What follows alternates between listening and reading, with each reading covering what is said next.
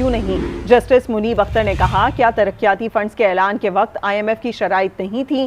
Supreme court میں انتخابات ملتوی کرنے کے خلاف درخواست پر سماعت اب کل تک ملتوی کر دی گئی ہے۔ آج کی سماعت کے دوران جسٹس اعجاز الاحسن نے کہا کہ لیپ ٹاپ کے لیے 10 ارب روپے نکل سکتے ہیں تو انتخابات کے لیے 20 ارب کیوں نہیں؟ یہ کیس میں تو ہم نے فیصلہ یہ کرنا ہے کہ کیا الیکشن کمیشن آف پاکستان جو تاریخ ہے اس کو ڈیلے کر سکتی ہے یا نہیں۔ اس کیس کے ہے تو قانونی کارروائی کوئی ریویو کوئی میٹر ریز ہوگا تو ہم دیکھیں گے۔ فی الحال اس کا کوئی اس کیس سے ریلیونس نہیں ہے۔ کل کے لیے باقی سماعت جو ہے کیس میں ہوگی۔ کل انشاءاللہ جو بحث ہے الیکشن کمیشن آف پاکستان کے وکیل صاحب وہ بھی کریں گے، اور اس کے بعد جلد ہمیں امید ہے کہ چونکہ ایک بڑا کرٹیکل ایشو ہے، پوری قوم دیکھ رہی ہے اس کیس کو، اس لیے امید یہ ہے کہ اس کی جلد سے جلد فیصلہ آئے گا۔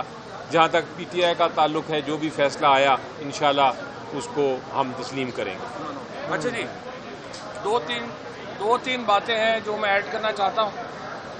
آج سب سے پہلے تو اٹارنی جنرل صاحب نے یہ کہا کہ جی آپ فل بینچ بنائیں۔ کل سے آپ کو پتہ ہے کہ مریم نواز کی اور نون لیگ کی اور PDM کے کروڑوں روپے یہ بیانیاں بنانے پہ خرچ ہو چکے ہیں کہ کسی طریقے سے چیف جسٹس پاکستان کو انڈرمائن کر سکیں، سپریم کورٹ کو انڈرمائن کر سکیں، اور کل سے ساری ایفرٹ آج آپ نے دیکھی ہے یہی ہو رہی تھی۔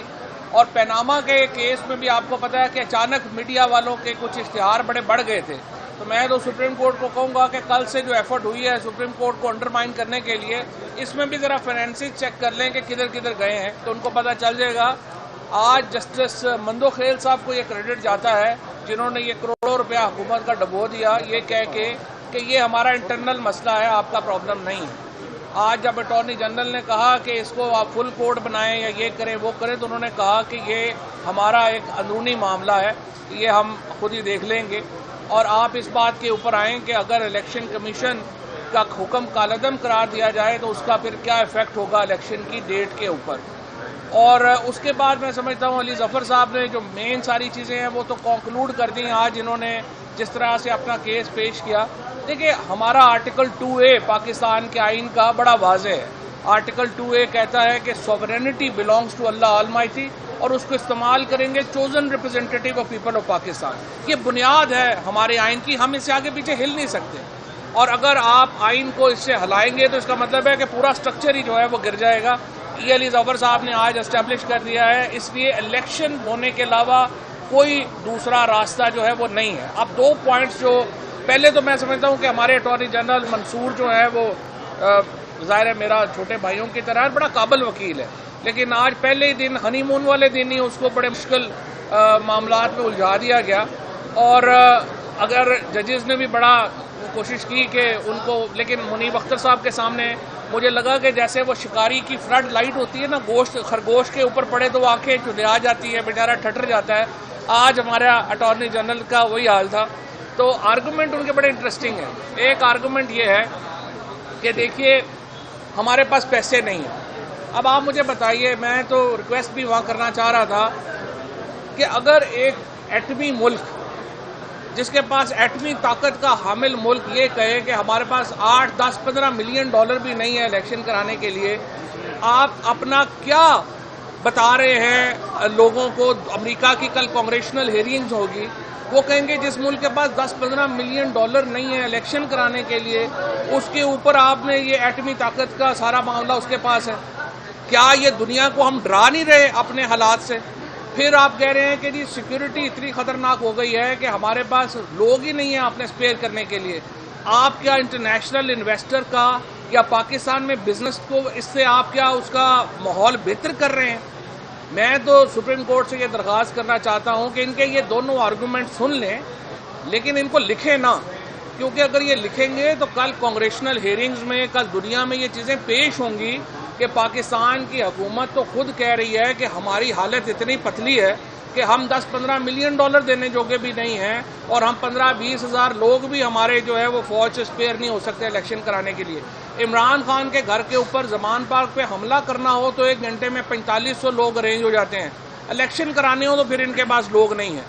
میرا یہ خیال ہے کہ بڑا اچھے ماحول میں اور ایک کنسنسس سے سپریم کورٹ آگے بڑھ رہی ہے، ہمیں سپریم کورٹ کے اوپر پورا اعتماد ہے اور سپریم کورٹ ہی وہ واحد ادارہ ہے جو پاکستان میں رول آف لا کو بحال کر سکتی ہے، جو پاکستان میں آئین کو بحال کر سکتی ہے۔ اس کے علاوہ یہاں پہ میں نے جو فگرز ابھی ہم انشاءاللہ کل دیں گے، ایک طرف کہہ رہے ہیں 20 ارب روپے نہیں ہیں، دوسری طرف جو پی ٹی آئی کے لوٹے ہوئے تھے ایم این اے ان کو اور اپنے ایم این اے کو 90 ارب، پہلے مجھے اندر پتا تھا کہ 70 ارب روپیہ دیا گیا، لیکن اب میں باہر نکلا ہوں تو پتا چلا کہ 90 ارب روپے کی اسکیمیں دے دی گئی ہیں۔ 10 ارب روپیہ انہوں نے لیپ ٹاپوں میں دے دیا ہے، یعنی 100 ارب روپیہ تو وہ یہ دے رہے ہیں، تو الیکشن کرانے کے لیے پیسے نہیں ہیں۔ تو انشاءاللہ سپریم کورٹ کا حکم جو ہوگا وہ آئین کے مطابق ہوگا اور تمام اداروں کو اور فیڈریشن کو اس پہ عمل کرنا پڑے گا۔ Thank you.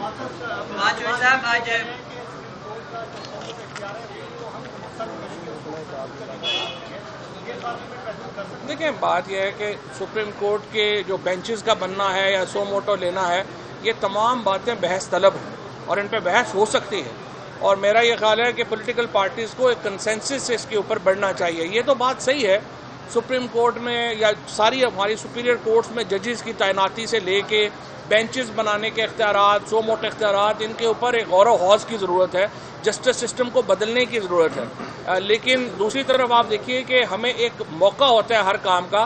اس وقت اگر سجاد علی شاہ صاحب کو جب 1997 میں ہٹایا گیا تھا، سپریم کورٹ کے زیادہ تر ججز نے ہٹایا تھا، لیکن آج وہ ولن نہیں ہے۔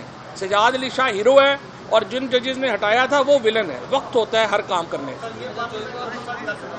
جی محسن صاحب، یہ سوال ہے کہ پرائم منسٹر شہباز شریف صاحب نے تنقید کا نشانہ بنایا ہے آپ سے کچھ دن پہلے ایک دفعہ پھر جوڈیشری کو۔ انہوں نے کہا ہے کہ انہوں نے یہ بھی حوالہ دیا کہ سیاستدانوں پر اتنے کیسز ہیں تو ججز پر کتنے، اس کے ساتھ انہوں نے کہا ہے کہ یہ جو 3-2-4-3 یہ جو فیصلے کا تناسب بار بار کل سے بتایا جا رہا ہے، اس حوالے سے انہوں نے یہ بھی کہا ہے کہ اس حوالے سے اب ہمیں قانون سازی کی ضرورت ہے، اگر ہم نے سبق نہ سیکھا تو ہمارے لیے پھر آگے بہت چیلنج۔ دیکھیں، میں سمجھتا ہوں کہ قانون سازی ہونی چاہیے، کوئی شبہ ہی نہیں ہے۔ سپریم کورٹ کے اختیارات کو لے کے اور تعیناتیوں کو لے کے اس کے اوپر ہونا چاہیے، اور اگر ایک فیئر سسٹم ہمیں مل جائے جو مریم نواز اور کہتے ہیں نا کہ فیئر اور ترازو کے دونوں پلڑے برابر ہونے چاہیے اور اس کے بعد لیول پلینگ فیلڈ ہونی چاہیے۔ جس دن پاکستان میں یہ دونوں پرنسپل لگ گئے نا، مریم نواز صاحبہ جو ہے ان کو اپنا میک اپ کا سامان بھی پیک کرنے کا ٹائم نہیں ملنا، انہوں نے لندن بھاگنا ہے۔ تو اس لیے یہ کریں، وہ کام کریں، یہ لیول پلینگ فیلڈ اور ترازو کے دونوں پلڑے برابر کریں، اور اس کے بعد دیکھیں انہیں کینڈیڈیٹ بھی کوئی مل گیا تو مجھے کہیے۔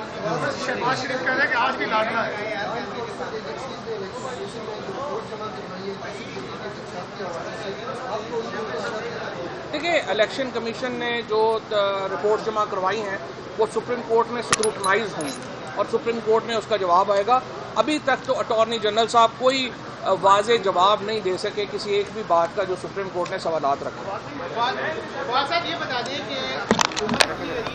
آئین کو ہلائیں گے تو پورا اسٹرکچر ہل جائے گا۔ اٹارنی جنرل نے کہا کہ معاملے پر فل کورٹ بنائیں۔ عدالت نے جواب دیا یہی معاملہ ہے، مریم نواز بیانیہ بنانے پر کروڑوں روپے خرچ کر رہی ہیں، 10 ارب روپے لیپ ٹاپ پر لگا دیے، الیکشن کیوں نہیں ہو سکتے؟ ایسا کہنا تھا فواد چودھری کا، جو کہ سپریم کورٹ کے باہر میڈیا سے گفتگو کر رہے تھے۔